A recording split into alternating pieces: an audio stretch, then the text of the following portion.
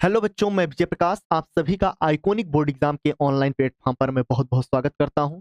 बच्चे, जैसा कि आज हम एक नया चैप्टर स्टार्ट कर रहे हैं जिसका नाम है बहुपद, और ये बहुपद की पहली क्लास है। इस क्लास में हम बहुपद के इंट्रोडक्शन पार्ट को कवर करेंगे और आने वाली अगली कक्षाओं में हम इसके प्रश्नावली को हल करेंगे। तो बच्चे, ये क्लास आपके लिए बहुत इंपॉर्टेंट है। इस क्लास को आप शुरू से अंत तक देखिए, क्योंकि इसमें मैं सभी बेसिक चीजों पर बात करूंगा और साथ में सारे कॉन्सेप्ट पर मैं बात करने वाला हूं।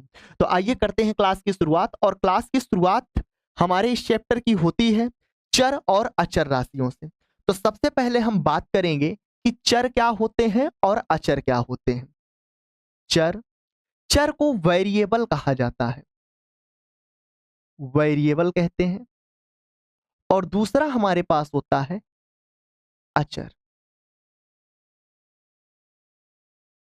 अचर को कांस्टेंट के नाम से जाना जाता है, कांस्टेंट। ठीक।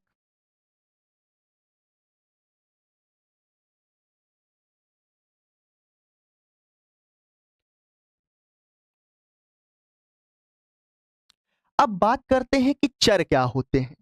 चर क्या होते हैं, ध्यान दीजिएगा। वे राशियां जिनके मान परिवर्तित होते रहते हैं, जिनका मान नियत नहीं होता, वो बदलते रहते हैं, उनको हम बोलते क्या हैं? चर बोलते हैं। जैसे हम आपसे कहें ए, बी, सी, डी, एक्स हो सकता है, वाई हो सकता है, जेड। यानी ये जितने अल्फाबेट हमें यहां दिखाई पड़ रहे हैं, इनको हम बोलते क्या है? चर। क्योंकि इनके मान परिवर्तित होते रहते हैं। अभी हम एक एग्जांपल से क्लियर करेंगे। अचर हम किन्हें कहेंगे? जितने भी संख्याएं होती हैं उनको हम बोलते क्या है? अचर। जैसे आपके पास 0 हो गया, 1 हो गया, -1 हो सकता है, -2 हो सकता है, 3.5 हो सकता है,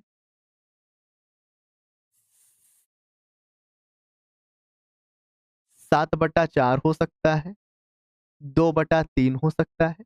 तो कुल मिलाकर आपको ध्यान यहां पर यह देना है कि जितने नंबर्स होते हैं, जितनी संख्याएं होती है, वो हमारे पास क्या होती है? अचर। अब यहां पर आप थोड़ा सा ध्यान दीजिए। जैसे यहां पर हम लिखते हैं x+y = 30। ठीक। और यहां पर हम लिखते हैं 10+20 = 30। अब यहां पर आप ध्यान दीजिएगा, अगर यहां पर हम x का मान 1 रख दें, x का मान 1 रख दें, तो y का मान यहां पर हमारे पास कितना हो जाएगा? 29। यानी 1 और 29 मिलकर कितना हो गए? 30 हो गए। कितना हो गया? 30। अगर x का मान हम यहां पे 2 रख दें, तो y का मान कितना हो जाएगा? 28। यानी दोनों मिलकर कितना हो जाएंगे? 30। और यहां पर आप देखिए कि 10 और 20 दोनों मिलकर कितना हो गए? 30। यहां पर और यहां दोनों में थोड़ा सा अंतर है। डिफरेंस इस चीज का है कि x का मान यहां पर कुछ भी हो सकता है और y का भी मान यहां पर कुछ भी हो सकता है। तो इसलिए x और y दो हमारे पास कैसे पद हैं? चर पद हैं, यानी चर राशियां हैं। पर यहां पे 10 और 20 ये दोनों नंबर फिक्स हैं। इनको आप जोड़ोगे तो ये कितना आएंगे? 30 ही आएगा। यहां पर फिक्स नहीं है, यक्स आपका कुछ भी हो सकता है। यक्स यहां पर 5 हो सकता है। यक्स जब आपका 5 हो जाएगा तो वाई कितना हो जाएगा? 25 हो जाएगा। तो यानी वे राशियां जिनके मान परिवर्तित होते रहते हैं उनको हम बोलेंगे क्या? चर। यानी जिनका मान नियत नहीं होगा, और जिनके मान नियत होंगे उनको हम बोलेंगे क्या? अचर। चर में आपके अल्फाबेट्स आते हैं, अचर में आपके पास जो संख्याएं होती हैं जितनी भी, वो आपके पास कैसे पद होते हैं? अचर पद होते हैं। यहां पर एक बात और आप ध्यान दीजिएगा, इसे हम बीज गणित के नाम से भी जानते हैं।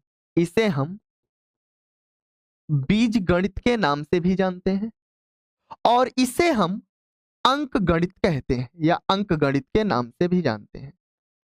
अंक गणित, क्योंकि अंक गणित में कहीं भी चर राशियों का जरूरत नहीं पड़ती। या आप बोल सकते हो कि जो आपके पास अंक गणित होता है उसमें हमें सभी अचर पद दिखाई पड़ते हैं, और जो हमारी बीज गणित होती है उसमें कहीं ना कहीं हमारे पास चर भी होते हैं और अचर भी उपस्थित होते हैं। तो आप इसको अंक गणित भी बोल सकते हो और इसे आप बीज गणित भी बोल सकते हो। आई होप कि आपको चर और अचर क्लियर हुआ होगा। ठीक, अब हम आगे बढ़ते हैं और आगे बढ़ते हुए हम बात करेंगे यहां पर बीजीय व्यंजक की। बीजीय व्यंजक की यहां पर बात करेंगे बीजीय व्यंजक।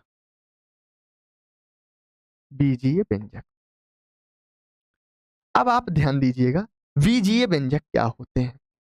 बीजीय व्यंजक क्या होते हैं? आपके पास जो चर और अचर राशियां होती हैं, ये जब संयोग करके कोई व्यंजक बनाती हैं तो उसे हम बोलते क्या है? बीजीय व्यंजक। ध्यान दीजिएगा, ऐसा व्यंजक जिसमें चर और अचर राशियां गणितीय संक्रियाओं से मिलकर बनती हैं उनको हम बोलते क्या है? बीजीय व्यंजक। पहले हम इसकी परिभाषा को लिखते हैं, फिर एग्जांपल से हम इसको क्लियर करेंगे। तो यहां पे लिखते हैं चर एवं अचर राशियों तथा गणितीय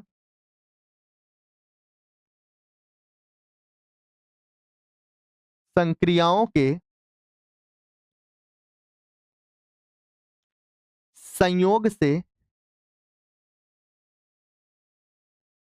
मिलकर बने व्यंजक को बीजीय व्यंजक कहते हैं। बीजीय व्यंजक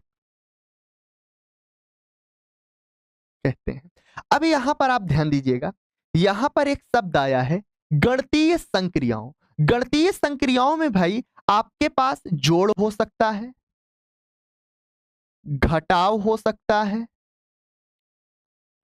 गुणा हो सकता है और भाग हो सकता है। ठीक है, जोड़ का चिन्ह हो सकता है, घटाव का हो सकता है, गुणे का हो सकता है और भाग का हो सकता है। इन्हें हम गणितीय संक्रियाएं बोलते हैं। तो मैंने लिखा क्या? चर एवं अचर राशियों तथा गणितीय संक्रियाओं के संयोग से मिलकर बने व्यंजक को बोलेंगे क्या? बीजीय व्यंजक। अब यहां पर हम एग्जाम्पल लेते हैं, जैसे ध्यान दीजिएगा, जैसे मैं यहां पे लिखता हूं 2x, एग्जाम्पल के तौर पे यहां पे लिखते हैं 2x। अब यहां पर ध्यान दीजिएगा, यहां पर दो अचर पद है, x आपके पास चर पद है। चर और अचर दोनों मिले हुए हैं और इनके बीच में गुणे का चिन्ह है, यानी 2x को आप लिख सकते हो 2 गुणे x। तो यहां पे अचर भी है, चर भी है और गणितीय संक्रियाओं का उपयोग भी हुआ है। तो ये जो व्यंजक बन के आपके पास तैयार हुआ, इसी को हम बोलेंगे क्या? बीजीय व्यंजक। जैसे यहां पे हम लिखते हैं 3x प्लस का 2। तो यहां पर आप ध्यान दीजिएगा, 3 अचर पद है, x आपके पास चर है, 2 आपके पास अचर है और यहाँ पे गणितीय संक्रिया 3x में गुणे का यूज हुआ है और बीच में यहाँ पे धन का चिन्ह है। तो ये भी हमारे पास क्या है? एक बीजीय व्यंजक है। अगर यहाँ पर हम आपके सामने लिखें एक्स वाई, तो यहाँ पर आप ध्यान दीजिएगा, x और y, x आपके पास चर है, y भी आपके पास चर है, दोनों के बीच में गुणे का चिन्ह लगा है, यानी आप इसको लिख सकते हो x गुणे y। तो यहां पर ध्यान दीजिएगा, x का गुणांक यहां पर 1 दिख रहा है, y का भी गुणांक 1 दिख रहा है, यानी एक अचर है, x आपका चर है और यहां पे गुणे का चिन्ह है। तो यहां पे कुल मिला के चर और अचर और साथ में गणितीय जो संक्रियाएं हैं वो भी यहाँ पे लागू हो रही हैं। तो इसका मतलब एक्स वाई भी आपके पास क्या है? कि बीजीय व्यंजक है। जैसे यहाँ पे लिख दें एक्स स्क्वायर प्लस का 3y, तो यहाँ पर ध्यान दीजिएगा, x आपके पास चर है, 3 अचर है, y आपके पास चर है, गणितीय संक्रिया यहाँ पे जोड़ और गुणे का उपयोग हुआ है। तो ये भी आपके पास क्या है? एक बीजीय व्यंजक है। जैसे यहाँ पे हम लिख दें रूट में x। अब रूट x ये भी आपके पास एक बीजीय व्यंजक है, क्योंकि रूट x को आप लिख सकते हो x की पावर 1/2। अब यहाँ पे ध्यान दीजिएगा, x का गुणांक यहाँ पे 1 दिखाई पड़ रहा है इसके आगे, यानी एक अचर पद है, x आपका चर है, यानी बीच में गुणा गणितीय संक्रिया लगी है, ये भी आपका क्या है? एक बीजीय व्यंजक है। बात समझ में आई? जैसे मैं यहाँ पे केवल और केवल लिख दूं 2, क्या लिख दूं? 2, तो 2 भी आपका एक बीजीय व्यंजक है, क्योंकि आप 2 को लिख सकते हो 2 गुणे एक्स की पावर 0, 2 गुणे एक्स की पावर 0। तो यहाँ पे एक्स आपके पास चर है, 2 अचर है, और किसी पर घात 0 का मान क्या होता है? 1 होता है। तो आप इसको लिख सकते हो 2 और गुणते 1 बराबर आपके पास 2। तो यानी कहीं ना कहीं 2 भी आपका क्या है? एक बीजीय व्यंजक है।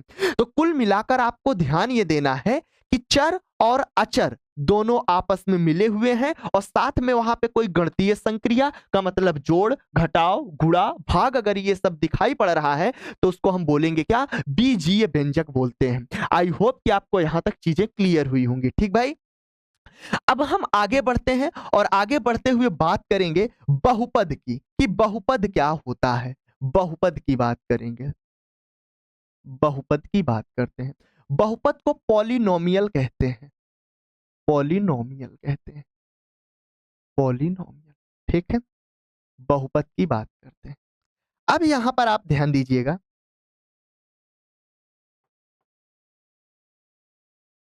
बहुपद, बहुपद जो होता है वो हमारा एक बीजीय व्यंजक होता है। बहुपद जो होता है वो हमारा एक बीजीय व्यंजक होता है, बीजीय व्यंजक होता है। पर इस बीजीय व्यंजक में कुछ कंडीशंस होती हैं, ध्यान दीजिएगा। बहुपद हमारा एक बीजीय व्यंजक होता है, और कैसा बीजीय व्यंजक होता है? कैसा बीजीय व्यंजक होता है, यहां पर ध्यान दीजिएगा, जिसमें चर की घात पूर्ण संख्या में लिखी हो। यानी ऐसा बीजीय व्यंजक जिसमें चर की घात पूर्ण संख्या में लिखी हो। तो यहां पे लिखते हैं जिसमें, जिसमें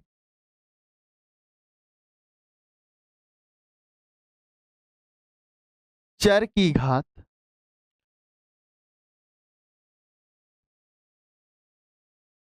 पूर्ण संख्या में हो। यानी ऐसा बीजीय व्यंजक जिसमें चर की घात पूर्ण संख्या में हो, उसे हम बोलेंगे क्या? बहुपद बोलेंगे। उसे क्या बोलेंगे? बहुपद। यहां पे पूर्ण संख्या आपको ध्यान देना है, 0 हो सकती है, +1 हो सकती है, +2, +3, डॉट डॉट डॉट, ये आपका कहां तक चला जाएगा? प्लस इंफिनिटी तक। ये हमारे पास क्या होती हैं? पूर्ण संख्याएं होती हैं। इनको हम बोलते क्या है? पूर्ण संख्या बोलते हैं। ठीक, इनको क्या बोलेंगे? पूर्ण संख्या। ठीक, अब एग्जाम्पल से हम आपको क्लियर करते हैं, ध्यान दीजिएगा। जैसे यहां पे लिखते हैं, जैसे मैं यहां पे लिखता हूं 2x, क्या लिखता हूं? 2x। 2x आपका एक बीजीय व्यंजक है। यहां पे चर क्या दिखाई पड़ रहा है? x, और x की घात हमें यहां पे 1 दिखाई पड़ रही है, और 1 हमारे पास पूर्ण संख्या होती है। इसका मतलब 2x हमारे पास क्या है? एक बहुपद है। दूसरा एग्जाम्पल लेते हैं, x प्लस का y, x प्लस का y। ध्यान दीजिएगा, x y दो चर राशियां हैं। यहां पर x की घात 1 दिखाई पड़ रही है, यहां पे y की घात 1 दिखाई पड़ रही है। इसका मतलब एक पूर्ण संख्या है, यानी x प्लस y ये भी हमारे पास क्या है? एक बहुपद है। और एग्जाम्पल लेते हैं, जैसे यहां पे एक्स स्क्वायर प्लस का 2x और प्लस का 1। यहां पर ध्यान दीजिएगा, x हमारे पास चर है, और इसकी यहां पे घात आपको कितना दिखाई पड़ रही है? 2। 2 आपकी एक पूर्ण संख्या होती है। यहां पे x है, x की घात यहां पे 1 दिखाई पड़ रही है, 1 भी हमारे पास पूर्ण संख्या है। इसका मतलब ये भी हमारे पास क्या है? एक बहुपद है। अगर मैं यहां पे लिखूं केवल और केवल 1, केवल और केवल 1, तो ध्यान दीजिएगा, 1 को आप लिख सकते हो, 1 को लिख सकते हो 1 गुणे x की पावर 0, x की पावर 0, क्योंकि किसी पर घात 0 का मान क्या होता है? 1, और यहां पे x की घात 0 है। 0 एक कैसी संख्या होती है? पूर्ण संख्या। इसका मतलब ये हमारे पास एक बहुपद है, और इसे आप केवल और केवल 1 लिख सकते हो। ठीक है, अगर मैं यहां पे लिखूं x की पावर 1/2, क्या ये आपके पास एक बहुपद है? तो आप ध्यान दीजिएगा, x की पावर 1/2, 1/2 कोई पूर्ण संख्या नहीं होती। इसका मतलब ये हमारे पास बहुपद नहीं है। अगर मैं यहीं पे लिखता हूं रूट के अंदर x, रूट के अंदर x, तो रूट x का भी मतलब क्या होता है? x की पावर 1/2। यहां पे आप ध्यान दीजिएगा, रूट जब x से हटाएंगे तो यहां पर आएगा x की पावर 1/2, यानी इसका मतलब रूट x को x की पावर 1/2 लिख सकते हो, और मैंने अभी आपको बताया ये कोई बहुपद नहीं है। अगर मैं यहीं पे लिखूं x की पावर -1/2 और प्लस का 2x। यहां पर ध्यान दीजिए x आपके पास चर है और इसकी घात -1/2। -1/2 कोई पूर्ण संख्या नहीं होती, इसका मतलब ये हमारे पास बहुपद नहीं है। पर ध्यान दीजिएगा ये हमारे पास एक बीजी व्यंजक है, ये भी आपका एक बीजी व्यंजक है, परंतु ये बहुपद नहीं है और ये भी आपका बहुपद नहीं है, क्योंकि मैंने बताया बहुपद भी एक बीजी व्यंजक होता है, पर ये एक स्पेशल बीजी व्यंजक है जिसमें चर की घात कैसी होनी चाहिए, पूर्ण संख्या में होनी चाहिए। पूर्ण का मतलब आपको 0 +1 +2 +3 dot dot dot plus infinity तक कुछ भी हो सकता है, दशमलव में नहीं होगा। जैसे मैं आपसे कहूं कि y की पावर 3.5, 3.5, तो 3.5 एक पूर्ण संख्या नहीं है, इसका मतलब ये हमारे पास बहुपद नहीं है। आई होप कि आपको यहां तक चीजें क्लियर हुई होंगी। ठीक है, अब आगे यहां पे बढ़ते हैं भाई, अब आगे बढ़ते हैं और बात करते हैं बहुपद की घात क्या होती है। बहुपद की घात, बहुपद की घात,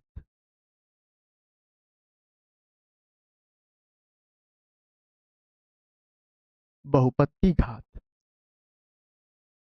ध्यान दीजिएगा बहुपद की घात क्या होती है।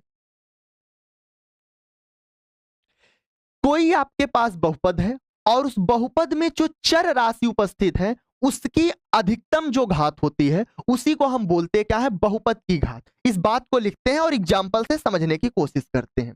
किसी बहुपद में, किसी बहुपद में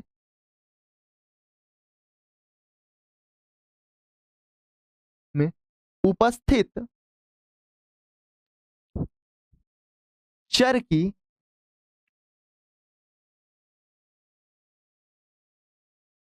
अधिकतम घात को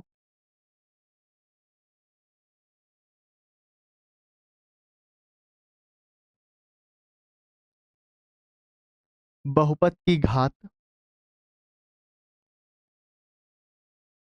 कहते हैं। कोई आपके पास बहुपद है और उस बहुपद में जो चर की अधिकतम घात होगी उसी को बोलेंगे क्या, बहुपद की घात हम कहेंगे। जैसे यहां पे आप ध्यान दीजिएगा, कोई आपके पास बहुपद है, एग्जाम्पल से लेते हैं, जैसे मैं यहां पे लिखता हूं 2x। अब यहां पर ध्यान दीजिए यक्स आपके पास चर है और इसकी अधिकतम घात हमको क्या दिखाई पड़ रही है, 1। तो यानी इसकी जो घात होने वाली है बहुपद की उसको हम बोलेंगे कितना, 1 बोलेंगे। ठीक, अगर मैं यहीं पे लिखूं 2x² और प्लस का x और प्लस का 1, तो इस बहुपद में आपके पास चर x है और यहां पर भी x है, और परंतु इस बहुपद में हमें चर की अधिकतम घात क्या दिखाई पड़ रही है, 2, और यहां पे चर की घात क्या है, 1। तो जो अधिकतम घात होती है उसी को हम बोलते हैं क्या है, बहुपद की घात। तो इस बहुपद में जो बहुपद की घात होगी वो घात कितना आपके पास हो जाएगी, 2 हो जाएगी। इसकी घात कितना हो जाएगी, 2। अगर मैं आपके सामने लिखता हूं 2x³ प्लस का 2y और प्लस का 3, अब यहां पर ध्यान दीजिए इस बहुपद में बहुपद की घात कितना होगी, तो यहां पे 2 चर है, एक आपके पास यक्स है और एक आपके पास y है। यक्स की अधिकतम घात यहां पे 3 दिख रही है और y की अधिकतम घात 1 दिख रही है, और पूरे बहुपद की जो मैक्सिमम घात है वो कितना है, 3। तो इसी को हम बोलेंगे क्या, बहुपद की घात। तो इसकी घात कितना हो जाएगी, 3 हो जाएगी। तो किसी भी बहुपद में, कोई भी आपके पास बहुपद है, उस बहुपद में जो चर राशि है उसकी अधिकतम जो घात होती है उसी को हम बोलते हैं क्या है, बहुपद की घात बोलते हैं। जैसे और एक एग्जांपल से हम आपको समझाते हैं, जैसे आप लिखते हैं 4x⁴ प्लस 3x² और प्लस का 2। अब यहां पर ध्यान दीजिए इस बहुपद में हमें x की अधिकतम घात कितना दिख रही है, 4, और x हमारे पास क्या है, चर। तो यानी इसकी घात कितना हो जाएगी आपके पास, 4 हो जाएगी। कितना हो जाएगी, 4। तो किसी बहुपद की जो अधिकतम घात होती है उसको हम कहते हैं क्या है, बहुपद की घात कहते हैं। अब यहां पर आप ध्यान दीजिएगा, अब यहां पर थोड़ा सा हम बात कर लेते हैं पद की, कि पद क्या होते हैं, पद क्या होते हैं, हम थोड़ा सा बात करते हैं पद की। अब यहां पर आप ध्यान दीजिएगा बहुपद के अंदर जो पद होते हैं वो जोड़ और घटाव संक्रिया के द्वारा बनते हैं। जैसे यहां पर आप ध्यान दीजिएगा ये हमारे पास एक बहुपद है, क्या है, बहुपद। इसमें केवल और केवल एक पद दिखाई पड़ रहा है, वो आपका क्या है, 2x। कितना है, 2x। जैसे यहां पर ये भी हमारे पास एक बहुपद है, पर यहां पे ध्यान दो, यहां पे बहुपद में आपको कई पद दिखाई पड़ रहे हैं। जैसे आपका एक पद ये हो गया, दूसरा पद आपके पास ये हो गया और तीसरा आपके पास ये। तो जो पद होते हैं बहुपद में वो जोड़ या घटाव संक्रिया के द्वारा बनते हैं। तो जैसे यहाँ पे देखो, यहाँ पे एक पद आपका ये आया, बीच में यहाँ जोड़ का चिन्ह आया, फिर आपके पास ये दूसरा पद, फिर यहाँ पे जोड़ का चिन्ह, फिर यहाँ पे ये आपका तीसरा पद। तो कुल मिलाकर इस बहुपद में कितने पद हैं? 3 पद। जैसे यहाँ पे नीचे वाले एग्जांपल में देखो, यहाँ पर आपका एक पद ये हो गया, बीच में फिर यहाँ पे जोड़ का चिन्ह आया, दूसरा पद ये 2i हो गया और तीसरा पद आपके पास क्या हो गया? y। तो कुल मिलाकर इस बहुपद में कितने पद दिखाई पड़ रहे हैं? 3 पद दिखाई पड़ रहे हैं। जैसे मैं यहाँ पे केवल आपके सामने जैसे लिखूं कि 2x प्लस वाई जेड और प्लस का 3yxy। अब यहाँ पे ध्यान दीजिएगा, 2x ये आपका एक पद है, yz आपका एक पद है, 3yxy ये भी आपका एक पद है। तो पद आप अलग कैसे करोगे? जोड़ और घटाव चिन्ह के द्वारा। यहाँ पे जैसे मैं प्लस की जगह यहाँ माइनस कर दूं, 2x माइनस वाई, तो यहाँ पे ध्यान देना 2x आपका एक पद है, y आपका दूसरा पद है, यानी टोटल कितने पद हैं? 2। अब यहाँ पर आप ऐसे नहीं बोल सकते कि 2x लिखा है तो ये 2 पद है, क्योंकि इनके बीच में गुणे का चिन्ह लगा है। गुणा पद को अलग नहीं करता, तो गुणे में अगर है कोई, भाग में अगर कोई है, तो उसको हम बोलेंगे क्या? एक पद। जैसे मैं यहाँ पे लिख दूं 7/2 x प्लस का y, तो 7/2 यहाँ पे भाग गुणा दोनों है, यानी ये आपका एक पद है और ये y आपका दूसरा पद, यानी टोटल इसमें कितने पद हो गए? 2 पद हो गए। तो पद और घात, आई होप कि आपको चीजें समझ में आ गई होंगी। तो पद आप किसके द्वारा अलग करोगे? जोड़ और घटाव संक्रिया के द्वारा। और बहुपद की जो घात होती है, किसी बहुपद में चर की अधिकतम घात को ही कहते क्या है? बहुपद की घात कहते हैं। ठीक है, अब हम आगे बढ़ते हैं और आगे बढ़ते हुए बात करेंगे बहुपद के प्रकार की।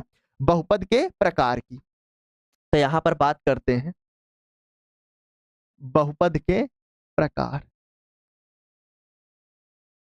बहुपद के प्रकार,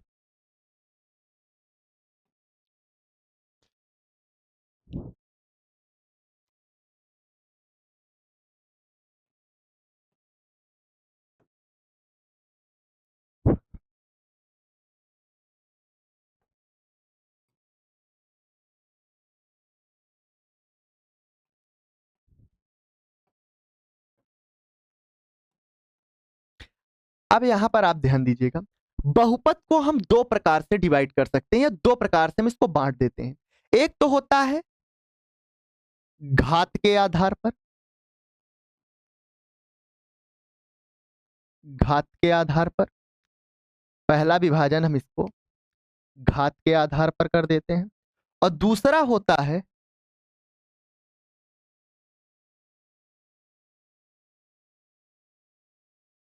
पद के आधार पर। किसके आधार पर? पद के आधार पर। ठीक है, तो आप ध्यान दीजिएगा, बहुपद को हम 2 प्रकार से बांट देते हैं, घात के आधार पर, एक पद के आधार पे। घात के आधार पे पहला शून्य बहुपद, दूसरा आपके पास रैखिक बहुपद, तीसरा आपके पास द्विघात बहुपद,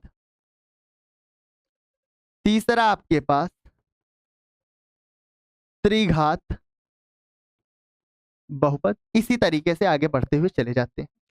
पद के आधार पे एक पद बहुपद, द्विपद, त्रिपद बहुपद। इसी तरीके से 4 पद 5 पद बहुपद भी होते चले जाते हैं।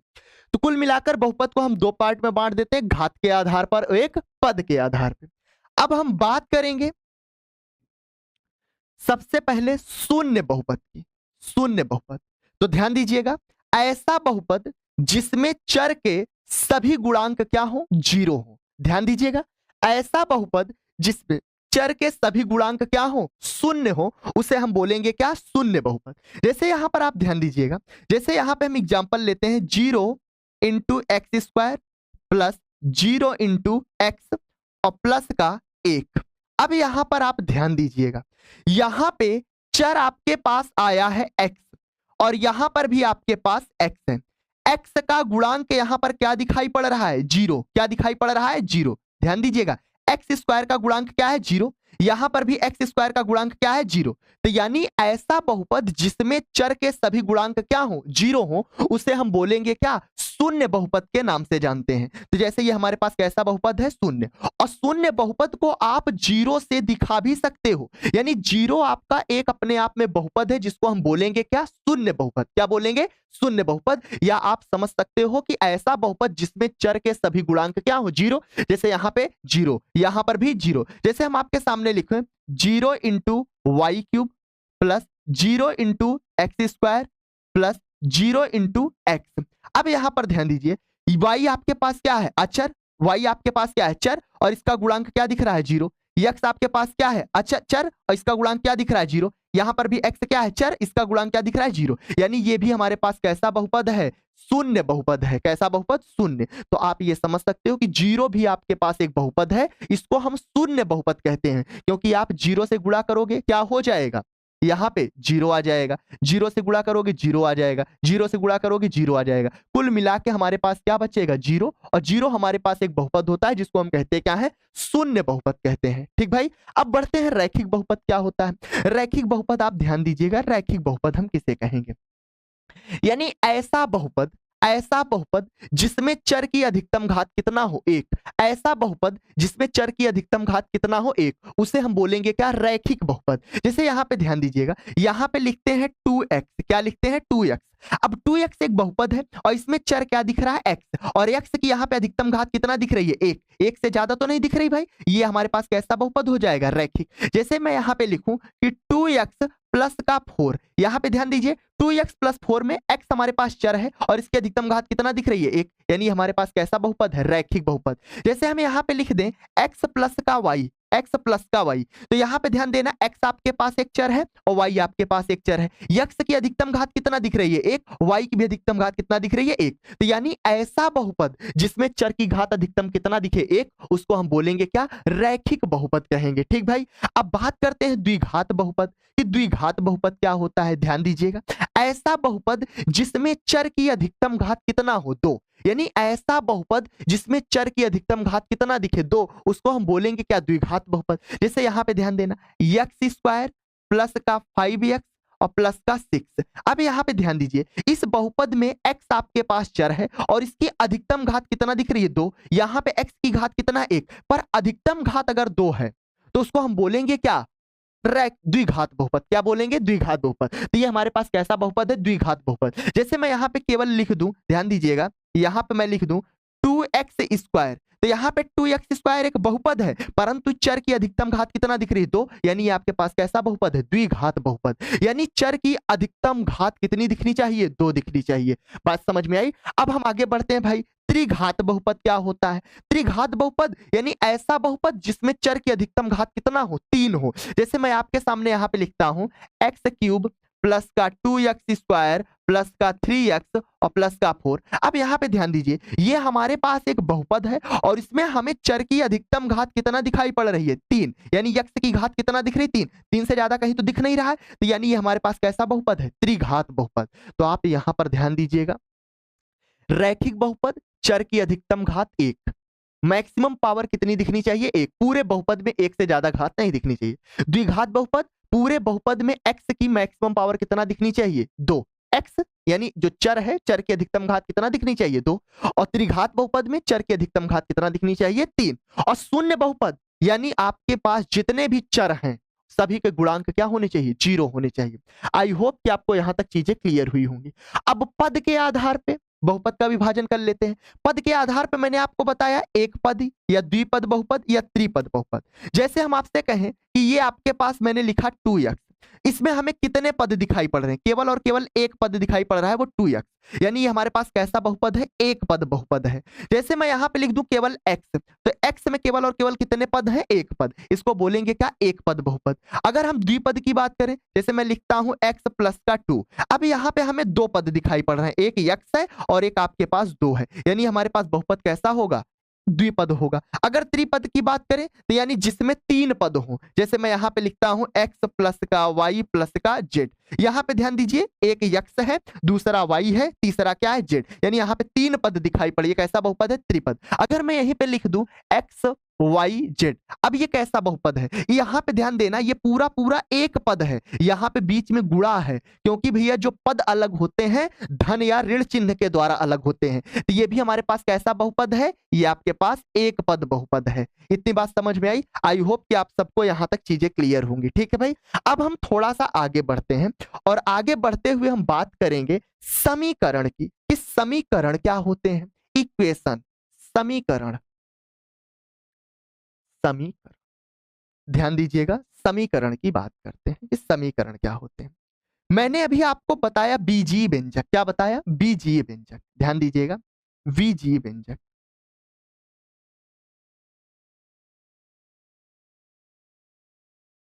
जब हम बीजीय व्यंजक को शून्य के बराबर कर देते हैं, जब हम किसी भी बीजीय व्यंजक को शून्य के बराबर कर देते हैं, तब उसी को हम कहते क्या है, समीकरण कहते हैं।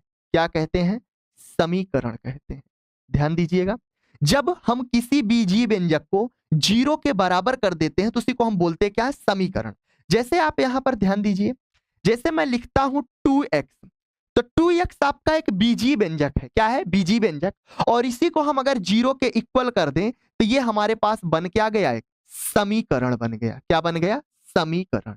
इसको हम बोलेंगे क्या, समीकरण। जैसे मैं लिखता हूं x plus y, x plus y, x plus y एक बीजीय व्यंजक है, परंतु इसको हम जीरो के बराबर कर देंगे तो ये बन क्या गया, एक समीकरण बन गया। क्या बन गया, समीकरण बन गया। ठीक, अब यहां पर आप ध्यान दीजिए, जैसे मैं आपके सामने लिखता हूं एक्स स्क्वायर प्लस का 3x और प्लस का 6।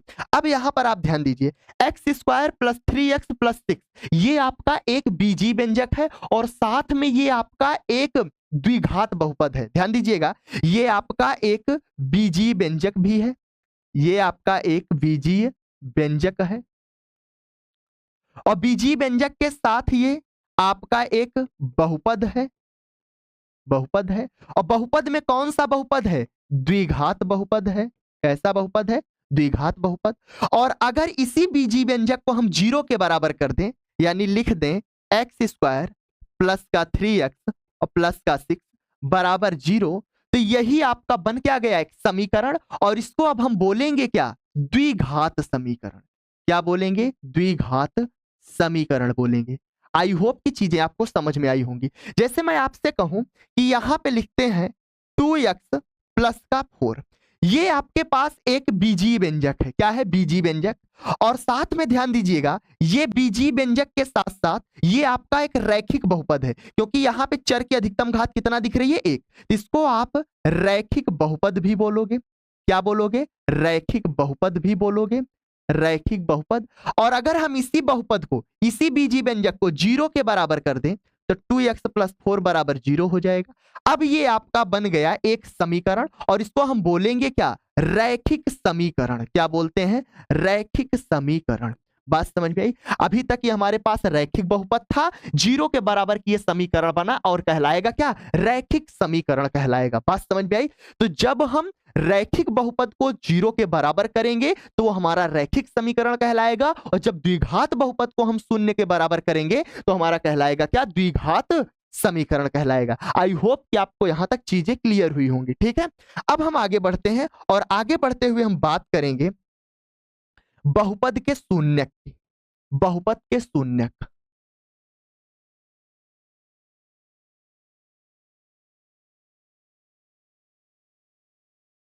बहुपद के शून्यक की बात करते हैं। ठीक, अब ध्यान दीजिएगा, बहुपद के शून्य क्या होते हैं। किसी बहुपद में चर के वे मान, किसी बहुपद में चर के वे मान जो बहुपद को क्या कर दें, जीरो कर दें, शून्य कर दें। यानी किसी बहुपद में जो आपके पास चर राशि उपस्थित है उसका हम कोई एक ऐसा मान रख दें जिससे पूरे बहुपद का मान क्या हो जाए, जीरो, उसे हम बोलेंगे क्या, बहुपद के शून्य। पहले हम इसकी डिफिनीशन लिख लेते हैं, उसके बाद हम एग्जांपल लेके समझते हैं। ठीक है, तो लिखते हैं किसी बहुपद के, किसी बहुपद के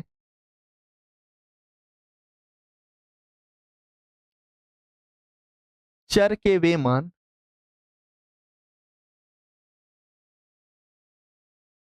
जो बहुपद को शून्य कर दे उसे बहुपद का शून्यक कहते हैं।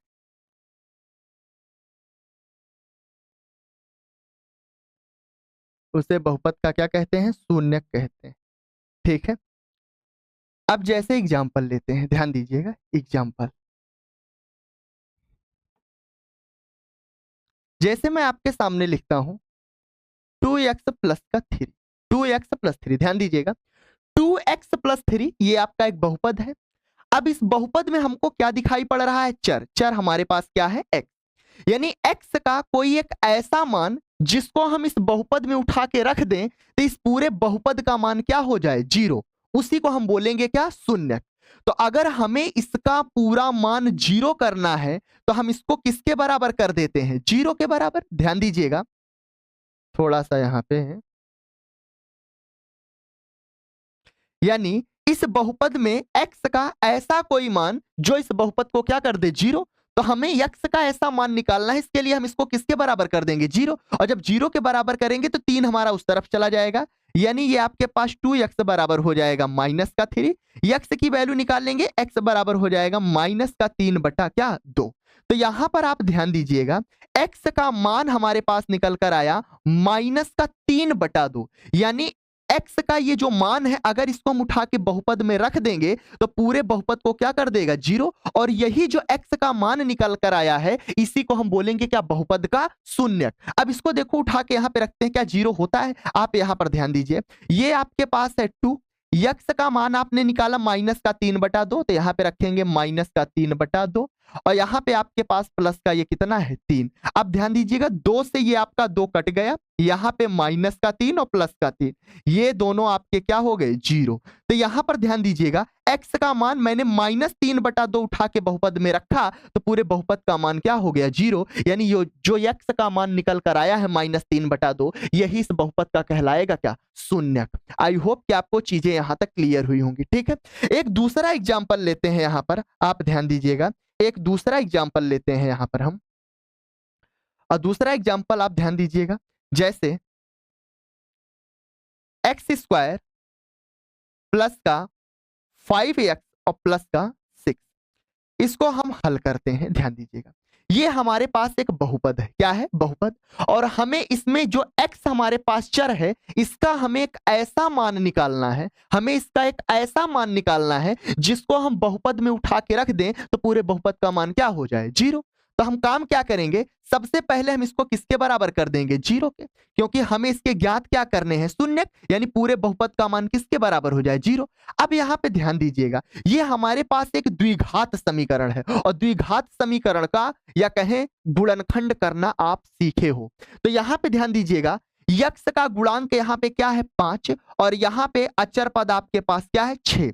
यानी ऐसा कोई दो नंबर बताओ जिसको हम जोड़ दे तो 5 आ जाए और आपस में गुणा कर दे तो कितना आ जाए? 6। तो आप ध्यान दीजिएगा, अगर 2 और 3 को हम आपस में जोड़ देंगे तो 5 हो जाएगा, और 2 और 3 का हम गुणा कर देंगे तो कितना हो जाएगा? 6।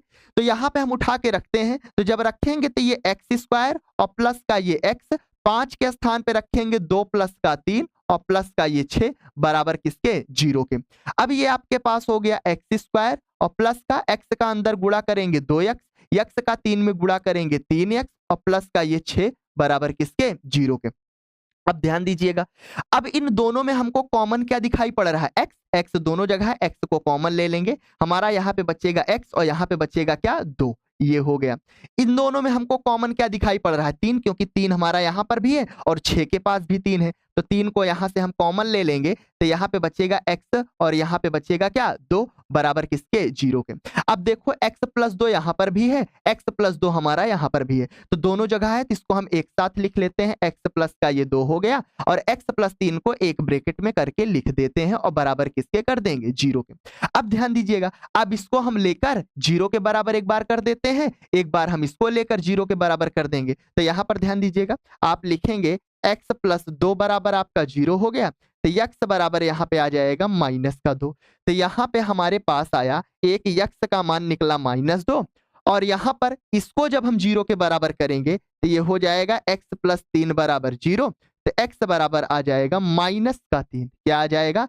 -3। तो यहाँ पर आप ध्यान दीजिए, x के दो मान निकले, एक आपके पास -2 आया और एक आपके पास -3 आया। इसका मतलब इस बहुपद में -2 और -3 उठा के रख देंगे तो पूरे बहुपद का मान क्या हो जाएगा? 0। अब आओ देखो यहाँ पे हम करके ये चीज देखते हैं भाई। देखो अब यहाँ पर हम एक बार बहुपद में x का मान क्या रखेंगे? -2। तो यहाँ पे -2 रखते हैं, x के स्थान पे जब -2 रखोगे तो -2 का स्क्वायर, प्लस का ये 5 है, यक्स का मान कितना रख रहे हो? -2, और प्लस का ये कितना है? 6। -2 का वर्ग करोगे ये आपके पास हो जाएगा 4, और प्लस का ध्यान दीजिएगा 5 दूना 10, यहाँ पे आ गया माइनस का 10, और ये प्लस का आपका 6। ये 4 प्लस का है और ये 6 प्लस का है, 6 4 कितना हो गया? 10, प्लस माइनस माइनस का 10, घटाओगे कितना आ जाएगा? 0। तो जब मैंने बहुपद में x बराबर -2 रखा तो बहुपद का मान क्या हो गया? 0। इसका मतलब -2 इस बहुपद का एक क्या है? शून्यक।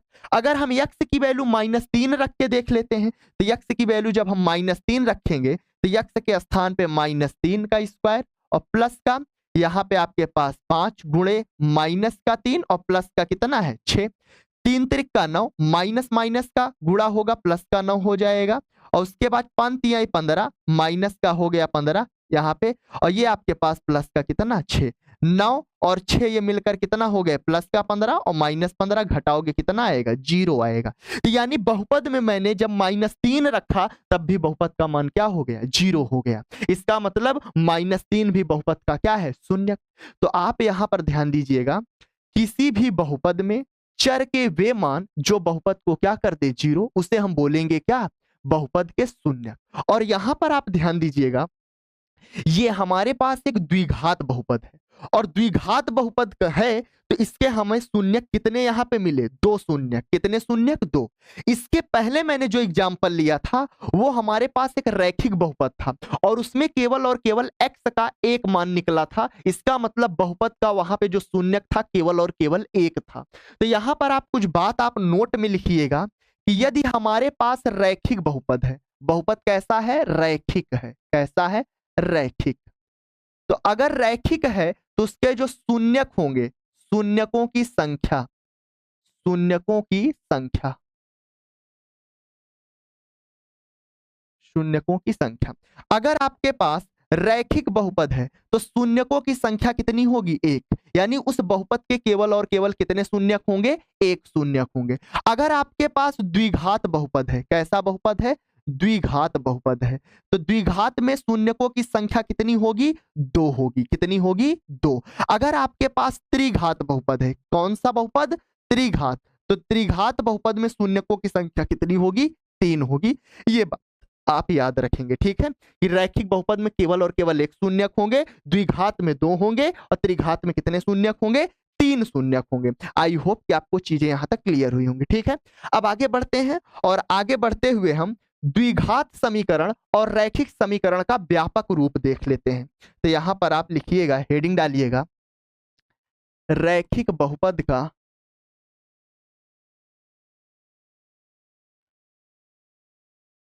बहुपद का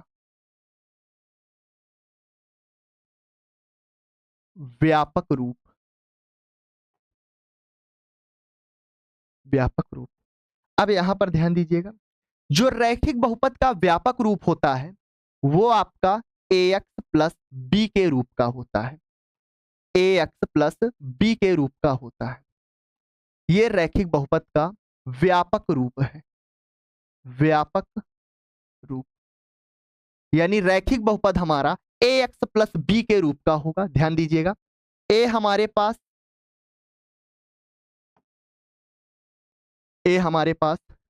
गुणांक है, गुणांक। किसका गुणांक? x का गुणांक।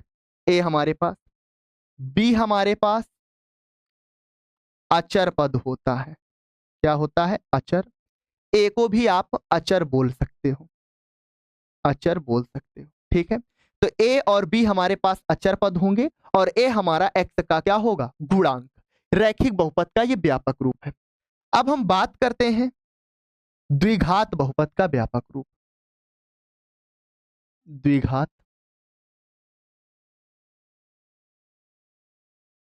बहुपद का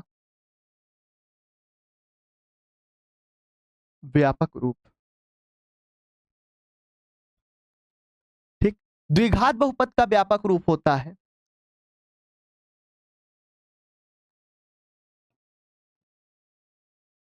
ए X square plus B X plus C के रूप का होता है। ये इसका व्यापक रूप है। ये इसका व्यापक रूप है। ठीक है, एक्स स्क्वायर का गुणांक कौन होगा, ए होगा। एक्स का गुणांक यहां पे कौन दिख रहा है, बी होगा। कौन होगा, बी। सी आपका क्या होगा, अचर पद है। सी आपका क्या है, अचर। यानी ए भी आपका अचर होगा पर ये एक्स स्क्वायर का गुणांक होगा। बी भी आपका अचर पद है पर ये एक्स का गुणांक होगा। सी आपके पास केवल और क्या है, अचर पद। ये बात आपको ध्यान देना है। तो ये रैखिक बहुपद का व्यापक रूप है और ये द्विघात बहुपद का क्या है, व्यापक रूप है। आई होप कि यहां तक आपको चीजें क्लियर हुई होंगी। यानी इस तरह का हमारा क्या होता है, रैखिक बहुपद, और ये हमारा द्विघात बहुपद होता है इस तरह का। ठीक है, अब यहां पर हम थोड़ा सा और आगे बढ़ते हैं और आगे बढ़ते हुए हम बात करेंगे यदि हमें बहुपद के शून्यकों और गुणांकों के बीच हमें संबंध देखना है। ध्यान दीजिएगा, तो हेडिंग आप डालिएगा बहुपद के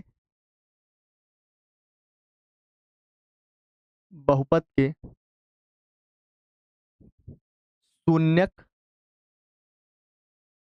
तथा गुणांकों के बीच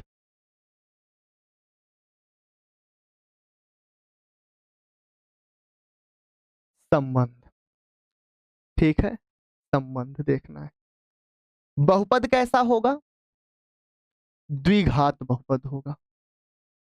बहुपद कैसा होगा, द्विघात बहुपद होगा। ठीक है, तो हमें द्विघात बहुपद के शून्यकों तथा गुणांकों के बीच क्या देखना है, संबंध। अब ध्यान दीजिएगा, हमने आपको बताया भी कि द्विघात बहुपद के कितने शून्यक होंगे, दो शून्यक। तो हम यहां पे मान लेते हैं, माना माना माना माना किसी किसी द्विघात द्विघात बहुपद के शून्यक, एक को हम बोल देते हैं अल्फा और दूसरे को क्या बोल देते हैं, बीटा। अल्फा कामा बीटा है। कोई हमारे पास एक द्विघात बहुपद है जिसके दो शून्यक होंगे। एक आपके पास क्या है, अल्फा, इसको हम बोलते हैं क्या है, अल्फा बोलते हैं, हम मान ले रहे हैं अपने से, और इसे हम क्या बोलते हैं, बीटा बोलते हैं। तो दो शून्यक आपके पास अल्फा तथा क्या है, बीटा है। ठीक है, अब मैंने अभी आपको बताया द्विघात बहुपद का व्यापक रूप हमने अभी लिखा था। व्यापक रूप इसका होता क्या है, व्यापक रूप क्या होता है, मैंने अभी आपको व्यापक रूप बताया था द्विघात बहुपद का, ए एक्स स्क्वायर प्लस का बी एक्स प्लस सी के रूप का होता है। अब हमको यहां पे ज्ञात क्या करना है, बहुपद के शून्यक तथा गुणांकों के बीच क्या निकालना है, संबंध। यानी एक्स स्क्वायर का गुणांक क्या है, ए, एक्स का गुणांक क्या है, बी, और अचर पद क्या है, सी। तो यहां पर आपको दो संबंध याद रखना है। एक तो शून्यकों का योगफल, पहला आप लिखिएगा शून्यकों का योगफल, पहला आपको संबंध यहां पे याद रखना है, शून्यकों का योगफल। शून्यकों का योगफल, शून्यकों का योगफल का मतलब है अल्फा प्लस बीटा, क्योंकि जो बहुपद है उसके शून्यक हमने अल्फा और बीटा मान रखे हैं। तो शून्यकों का जो योगफल हो जाएगा अल्फा प्लस का बीटा, ठीक, बराबर होता है किसके, शून्यकों का योगफल अल्फा प्लस बीटा बराबर होगा माइनस बी बटा ए के, माइनस बी बटा ए। माइनस बी, बी आपको यहां पे ध्यान देना है, बी, बी किसका गुणांक होता है? एक्स का।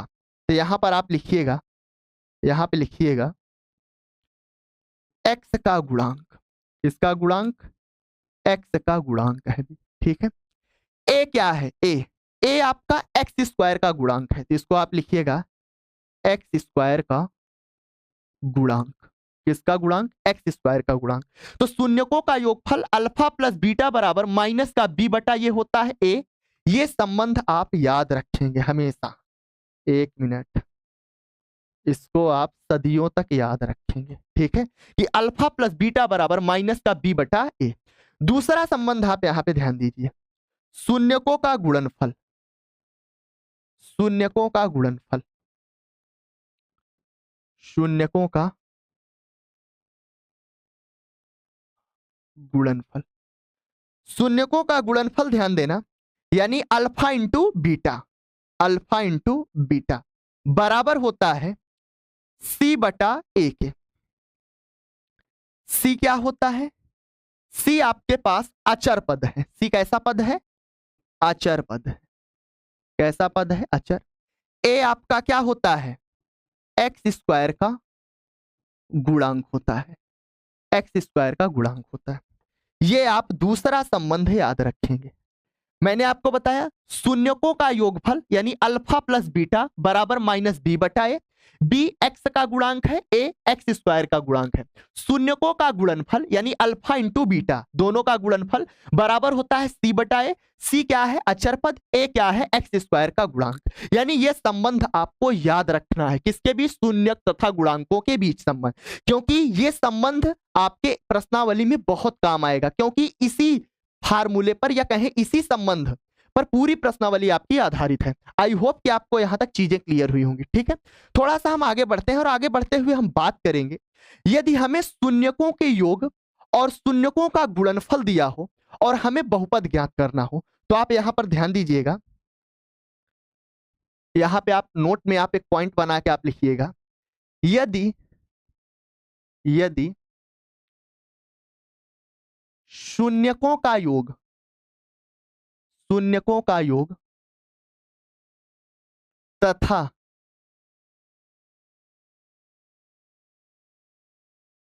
गुणनफल ज्ञात हो, ज्ञात हो,